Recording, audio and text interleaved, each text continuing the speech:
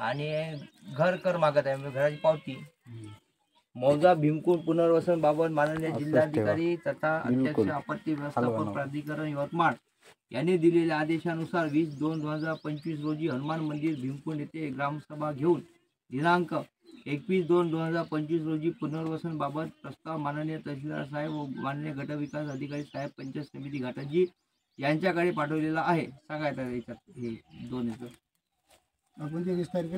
आपण पाहतात संगम नेटवर्क यवतमाळ बातमीपत्र। भीमकुंड टेकडी इथून आदिवासी समाजाचे आमरण बेमुदत उपोषण सुरू आहे, परंतु आजवर कुठलाही आदिवासी समाजाचे प्रतिनिधी लोकप्रतिनिधी यांनी आदिवासी समाजाची गेल्या 16-17 वर्षापासून दखलच घेतलेली नाही आहे। आपण जर आमच्या चॅनलवर नवीन असाल तर आताच चॅनलला सबस्क्राईब करून घ्या व ही बातमी इतरांपर्यंत नक्की पोहोचवा। तसेच ही बातमीपत्र आपण इंस्टाग्राम व फेसबुकला पाहत असाल तिथं पण सुद्धा आम्हाला फॉलो जरूर करा व आपल्या भागातील असलेली बातमीपत्र आम्हाला नक्की पाठवा, आम्ही त्याची तातडीने दखल घेण्याचे प्रयत्न करू। संगम बहुउद्देशीय गवळी समाज संघटना 528 यांच्या वतीने जनजागृती अभियान या अंतर्गत गोरगरिबांचा विकास व्हावा याचकरिता सर्व धावपळ असते आणि त्यांच्या माध्यमातून गेल्या 2 वर्षापूर्वी हे गाव दत्तक घेण्यात आले होते। सर्व अपडेट शासनाला सुद्धा मांडण्यात आले होते, परंतु शासनाने आजवर कुठल्याही प्रकारची या आदिवासी समाजाची दखलसुद्धा घेतलेली नव्हती। लगतच लागून असलेल्या पैनगंगा या नदीच्या महापुराने अख्खं गाव 2010-11 या सुमारास वाहून गेलं होतं, परंतु शासनाच्या वतीने थातुरमातुर चौकशी होऊन त्यांना फक्त थोडीफार मदत करण्यात आली होती।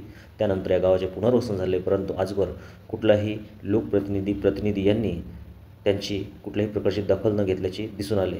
संघटनेचे तालुका उपाध्यक्ष प्रकाश कोलोते यांच्या मार्गदर्शनात हे उपोषण चालू आहे।